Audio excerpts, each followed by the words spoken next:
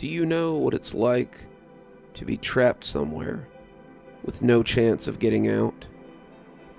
Do you know what it's like to wonder if you'll wake up tomorrow on this side of the veil or not? These are things I've been struggling with while in prison, and it seems that a very different creature has come to Stragview. It's not a beast that the warden can control, and it isn't something his enforcers can threaten or lock away. It came in with a sneeze or a cough, riding on someone's shirt or hands, and it's spread through the compound like wildfire. The inmates call it K-flu, the guards call it the Erutious strain, and those who get it call out for death more often than not before it comes. It's a super aggressive lung infection, and if it's not treated properly, it literally drowns you in your own mucus. It started slow. A couple of inmates and a couple of guards could be heard coughing and hacking, but soon it was all over the compound. Dorms were quarantined. Inmates kept indoors once a few of them tested positive, and violence was never far away. I caught it 2 days before the Stragview riots, and it nearly got me killed. I'm not a violent man. I'm in prison for 5 years after a home my father left me collapsed, and I was unable to pay to have it cleaned up. I'm 24. I'm a high school dropout living paycheck to paycheck, and if I couldn't pay to have the place fixed up, how was I supposed to pay to have it cleaned up? I worked 6 days a week to keep my bills paid, and when the cops came to serve me court papers for criminal littering, I was shocked. I didn't even know that was a thing. I'll admit that I might have reacted badly. I didn't mean to bump the cop as he tried to push me against the car. I didn't mean for him to fall and break his elbow on the concrete stopper at the gas station I worked at. I tried to tell that to the judge, but he didn't care. I'd never been arrested in my life, but suddenly I had injured a Leo and got myself 5 years for assault and criminal littering. That's how I came to be sick inside of the high custody dorm. How I almost got killed. When I woke up with a cough, I was suddenly very thankful that I didn't have a bunkie.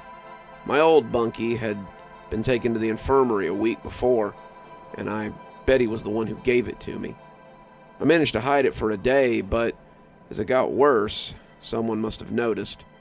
I woke up on the second day to find inmates pushing me out of my bunk as they took my stuff and put it by the door. It was afternoon. I'd slept through dinner as the fever started getting high, and I must have been coughing because they discovered my sickness. They put me on the door, telling the officer that I had to go, and threatening to hurt me if I didn't get out. "We aren't getting sick because you want to hack up a lung. Shouldn't have been swapping slobber with your old bunkie. Get the hell out of here, kid, before we make you feel even worse." They were backing me into the door, pushing me en masse, when the door opened and I saw 3 officers coming in to see what was going on.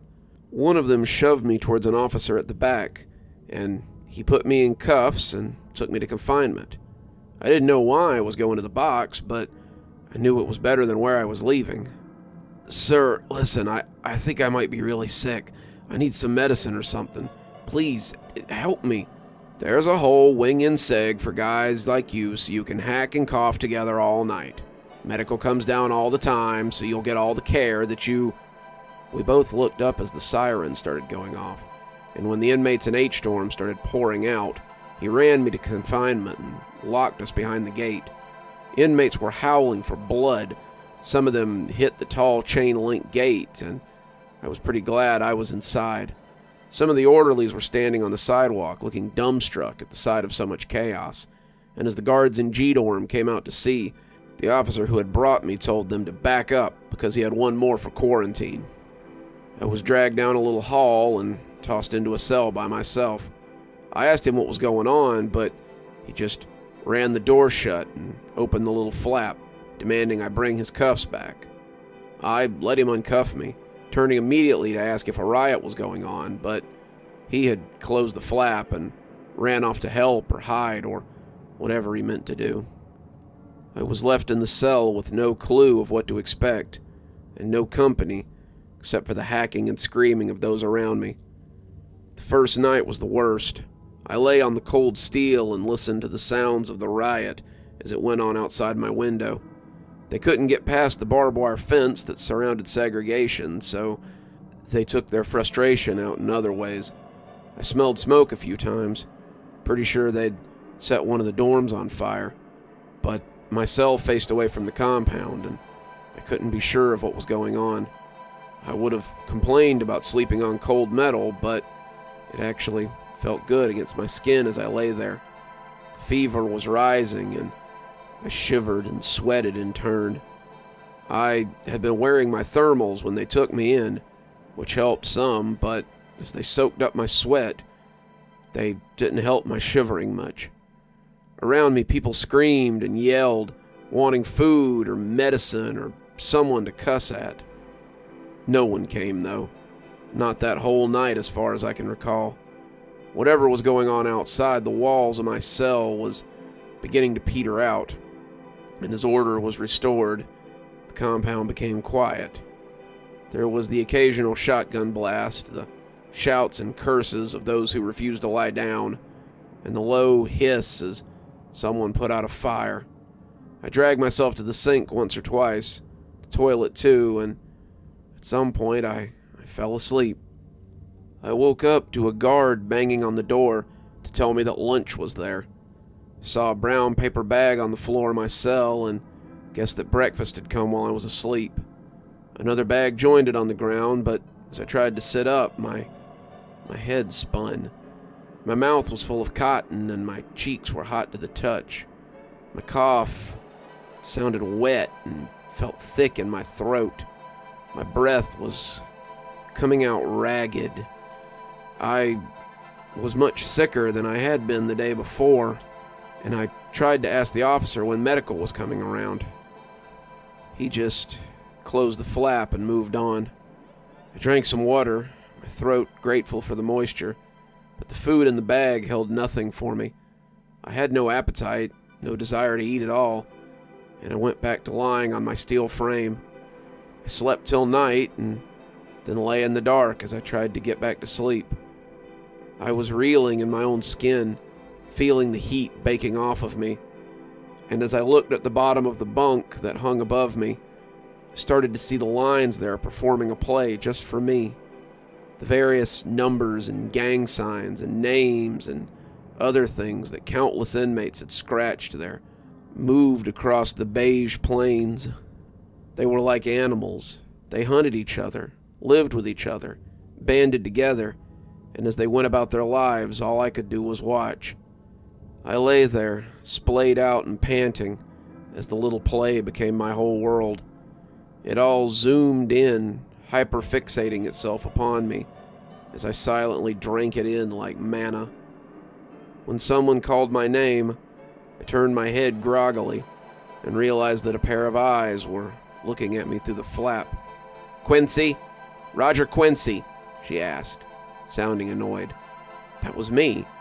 I realized it was me, but I could have no more gotten up to see what she wanted than I could have told her the date and time. "Has he been like this the whole time?" she asked someone I couldn't see. "Pretty much. He came in right before the riot the night before." "Well, if he doesn't want his meds, I don't have time to worry with him." The flap shut, and they went on to the next cell. It didn't mean anything to me then, but thinking back on it now, it's odd to hear yourself spoken of like you don't matter or you can't manage for yourself. It was like being a child and hearing your parents talk about what was best for you. Though somehow worse, because you know that these individuals don't have your best interest at heart. You're meat to them, pure and simple, and I realize now that they wouldn't do much until I was dead or unresponsive. I was trapped, at their mercy, and as the door to the quad slammed shut, I went back to watching the pictures on the ceiling dance and play. The sun came up, but it didn't matter either. I lay in my sweaty clothes and baked in my fever. I couldn't move, I couldn't think straight. And when breakfast came, I heard the guard sigh as he told me to pick up my bags before they attracted ants. He moved on again, not bothering to ask how I was or if I was okay. I blinked, and it was dark again. When I coughed, I gasped in surprise when my air seemed strangled. My mucus had formed a pinprick for me to breathe through, and as I hacked to make the hole bigger, I spat up a glob of dark-colored phlegm. It wasn't red, but it was dark. Dark green. Made me feel a little sick. I tried to get up and drink some water, but my body was so weak I couldn't do much but roll off the bed and flounder on the concrete. I'd hoped that when one of the guards noticed me, they would get me some help. In that, I was disappointed. I don't know which guard it was, but the one who came by 20 minutes later looked in and rolled his eyes at me. I was halfway between the bed and the toilet, dragging myself forward with each painful pull, and when I heard him breathe out in exasperation, I looked up. We made eye contact for a few seconds, mine pleading with his unimpressed gaze, but he shook his head before walking on. He likely saw dozens of other inmates in the same state, some undoubtedly playing it up so they could get attention, or move to medical, or something as simple as a cold or hot shower. But at that moment, all I needed was for him to be a human being, and he failed me. I lay there on the ground, still dragging myself along like a dog, until I got to the sink. From the concrete floor, it looked as tall as Everest. But there was another option. My eyes began to leak as I looked at it, seeing the bowl of the steel toilet. But I could no more pull myself up to the sink than I could have pulled myself onto the top bunk. I did manage to flush it first, and the water inside was cold and not as gross as I would have thought. I splashed some onto my face, sucking it out of my mustache as it dripped into my mouth, and I lay back panting as my fever raged. The water hadn't done much to cool my fever, and I scooped a few more handfuls onto my face when I was able. It seemed to evaporate on my skin, and I could tell it was high by the way my vision swam. I had to be running at least 101, more like 102, and as I leaned against the wall, I felt myself time travel. I would blink and lose hours, watching the sun slide down one side of the cell to the other. That's why it took me so long to remember the man I saw leave segregation. It all had the dreamy feeling of something unreal, and when I heard the snap of the stretcher being opened, I pulled myself up to the window by sheer curiosity. Out in the block, the guards were wheeling a man out on a stretcher. He was lying in a strangely gauzy blanket, and I saw the nurse take his temperature and check his vitals. One of them took the stethoscope away and shook her head, the other zipping him into the bag and wheeling him away. I can't actually be sure this happened. It could have just been a fever dream, but I remember it with an oddly crystalline clarity that leads me to believe the memory was real. Morning meds never came, but when someone called my name later, I jerked awake and realized it was afternoon. There was another sack lunch on the floor, and ants were making a trail to it. Guess the guard had been right on that one. The flap was down, and the nurse was shaking a cup of pills for evening meds.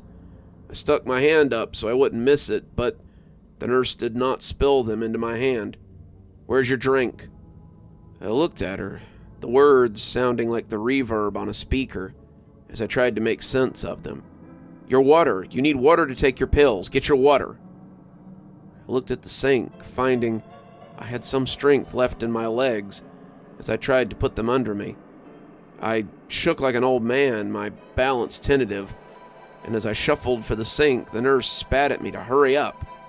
When I got to the sink, I stood there for a few minutes, trying to figure out what was missing. Then it hit me. I don't have a cup," I half whispered. "Shut the flap," she yelled. "I don't have time for this nonsense." The flap was shut, and I was left standing at the sink until my shaking legs finally brought me down to the toilet. I started to cry. I was going to burn up in here. Was this where I would take my final breath? I took the opportunity to splash some cold water on my face, soaking my hair and shirt, which helped some. I was wet, but it was colder, and I started to shiver as I pulled the blanket off my bed and slept sitting on the toilet. When I woke up, I heard the faint sound of a different nurse as she passed out pills in the early morning. I had a minute to get ready, and I meant to be ready. I looked around for something to use as a cup, my eyes settling on a sweaty carton of milk that sat beside the door. I had missed the evening meal, it seemed, and the milk inside was warm and likely no good to drink. I dumped it out with shaky hands and filled it with water from the sink. After washing it a few times, I was just filling it again when the flap came down, and a pair of eyes peeked in. "Quincy?" she asked, and I shook my milk carton as I held out my hand. "Glad to see you're feeling a little stronger," she said, though she didn't sound glad. She pressed a few pills into my hand and closed the flap, her cart rumbling on as I lifted them to my mouth. I didn't even ask what they were. I swallowed them with some water from the milk carton, gagging as they stuck in my dry throat. I worried I was going to choke on them for a minute, filling the carton again as I drank more. The carton gave the water a mealy taste, but it was cold, and I was glad to have fresh water as opposed to toilet water. I leaned back then, waiting for the pills to do their work, and watched the wall as a play was put on for my amusement. The chips and nicks, the graffiti and pictures, they all became stars, constellations that danced and dipped just for me. They wove through a celestial byplay, telling the stories of their birth, their life, and their eventual death. I was spellbound by it all. I sat with my scratchy prison blanket pulled around me, like a homeless drunk, too gone to know he's watching nothing but air. When breakfast came, I forced myself to eat a little of it, and as the sun rose beyond the plexiglass, I passed out and time traveled again. I woke up as someone called my name for lunch, reached out so they didn't simply drop the tray on the ground, and found I had a little appetite. I ate a little food before falling asleep again. I woke up in the afternoon for meds, ate dinner, found I was a little stronger. Someone noticed I didn't have a mat and brought me one. Someone offered me a shower, and I took it. The hot water felt good as I stood underneath it, and I realized that I wasn't as unsteady as I had been. I went back to sleep when I was put back in my cell, and woke up when the nurse called my name so I could get my morning meds. Much like the constellations, I danced my own dance, and one day I woke up and realized I felt normal again. Whatever I had been afflicted with had passed, and I was deemed well enough to leave quarantine. I was given a shave and a haircut, and when they sat me down in the chair in the barber shop, I wondered who that hobo was in the mirror. My hair and beard had grown long while I was in the box, and I wondered how long I'd been in there. The compound looked different than when I'd gone in, but still much the same. Buildings had been repaired, the grass had regrown, and I guess that I'd spent a few weeks in segregation. While I sat, they decided that I might be better suited to an open bay dorm, and I was placed in E-dorm. That was the end of my time in quarantine. It wasn't years and years spent beyond the door, but sometimes I can still remember that odd time of my life. I could have easily died back there without anyone being the wiser, like the man I remember them wheeling out in a bag. But I didn't. I survived somehow, and now I'm afraid I will lose that time. Though painful, that's why I'm writing it down. I want to remember how I was treated, the way I was looked at as if I was a subhuman. So I remember not to treat others that way. I'll be released soon, God willing, and I never want to find myself in a place like this again. You're still here.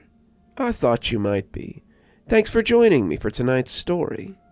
If your insatiable appetite for horror knows no bounds, might I suggest one of our playlists, or one of our previous stories in the archive?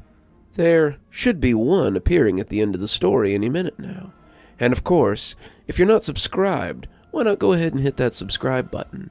Maybe hit that notification bell so you don't miss any of the spooky things that we do here. If you prefer your horror a little more analog, you can always pick up one of my books. There's a link below to my latest, and it'll take you to all the great things that I've posted on Amazon. For my book lovers in the audience, I always suggest coming on down to Patreon so you can become part of my ghostly reader tier and get a book anytime I write one, which is usually about twice a year. Speaking of my patrons, let's go ahead and thank them, shall we? Thanks to Unicorn Hollow for being our spooky ghost contributor. Thanks to Janet and Lady Vengeance for being our spooky skeleton tier contributors. Thanks to Hi Stacy, Winter, Xaronan, Emily Coltsfoot, Stephanie Carrington, Marianne Schuler, Tyler Parker, and Jennifer Damron for being our ghostly reader tier contributors. Thanks, everyone. We just couldn't do the show without you. If you think you might like to support the show in a more monetary fashion, come on down to Patreon. I have many tiers. I'm sure you'll find one that suits you best. I always recommend the Ghostly Reader tier, since you get a signed book anytime I write one on your doorstep. But I have many tiers, and again, I'm sure you'll find one to suit you. And as always, thanks for stopping by. Dr. Plague, signing off.